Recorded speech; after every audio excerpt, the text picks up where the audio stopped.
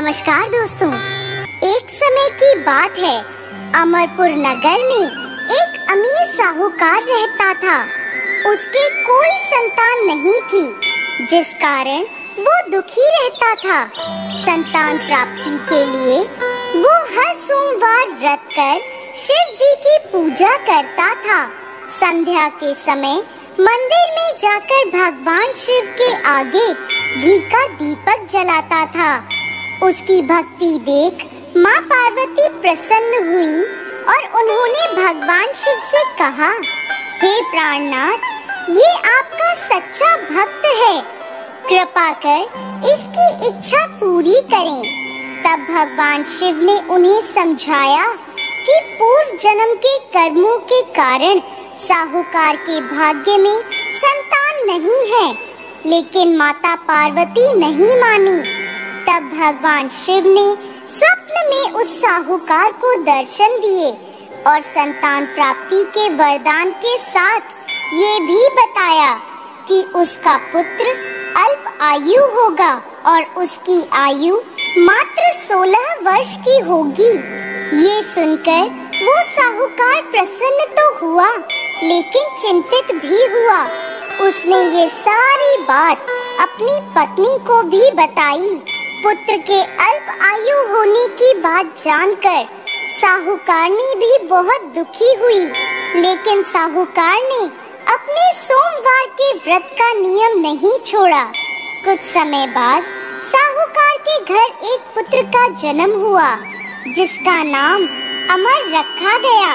जब अमर 11 साल का हुआ तो साहूकार ने उसे अपने मामा दीपचंद के साथ शिक्षा ग्रहण करने काशी भेज दिया। साहूकार ने उन्हें रास्ते के लिए कुछ धन दिया और कहा, जहाँ भी तुम रात्रि विश्राम के लिए रहोगे, वहीं यज्ञ कर ब्राह्मणों को भोजन करवाना।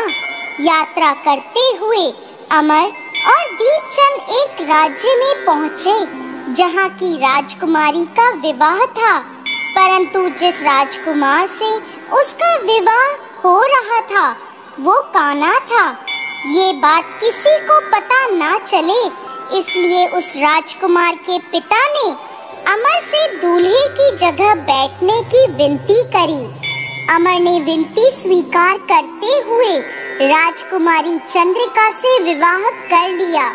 लेकिन जब विदाई होने लगी, तब अमर ने राजकुमारी चंद्रिका को सारी बात बता दी और उन्हें अपने पिता के घर छोड़कर काशी चला गया। जब अमर 16 वर्ष का हुआ, तब उन्होंने एक यज्ञ का आयोजन किया और यज्ञ की समाप्ति पर ब्राह्मणों को भोजन कराया और अन्न और वस्त्र दान किए। उसी रात निद्रा में अमर की मृत्यु हो गई।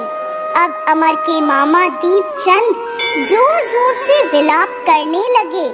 उसी समय भगवान शिव और माता पार्वती वहां से गुजर रहे थे। विलाप की आवाज सुनकर माता पार्वती ने शिव जी से कहा कि वो उस रोते हुए व्यक्ति का कष्ट दूर कर दें। तब भगवान शिव ने कहा, ये वही साहूकार का बालक है जिसे उन्होंने 16 वर्ष तक जीवित रहने का वरदान दिया था। तब माता पार्वती ने भगवान शिव से कहा, हे प्राणनाथ, इसका पिता 16 वर्ष से सोमवार का व्रत करते हुए आपको भोग लगाता है, कृपा कर इसके दुखों को दूर करें। तब माता पार्वती की प्रार्थना सुनकर भगवान शिव ने अमर को जीवन का वरदान दिया। वरदान प्राप्त होते ही अमर जीवित हो उठा। उसने अपनी शिक्षा पूरी करी और अपने नगर की ओर वापस लौट गया।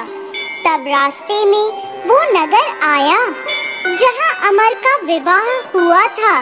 वहां के राजा और राजकुमारी चंद्रिका ने उन्हें पहचान लिया। तब राजा ने राजकुमारी चंद्रिका को अमर के साथ प्रसन्नता पूर्वक विदा किया। वहीं दूसरी ओर साहूकार और साहूकारनी जानते थे कि 16 वर्ष की आयु में उनके पुत्र की मृत्यु निश्चित थी। इस कारण वो बड़े दुखी थे और कष्ट में अपना जीवन बिता रहे थे। तभी उनका पुत्र अमर राजकुमारी चंद्रिका के साथ घर पहुंचा। अमर को अपनी नवविवाहित पत्नी के साथ देखकर साहूकार और साहूकारनी बहुत प्रसन्न हुए।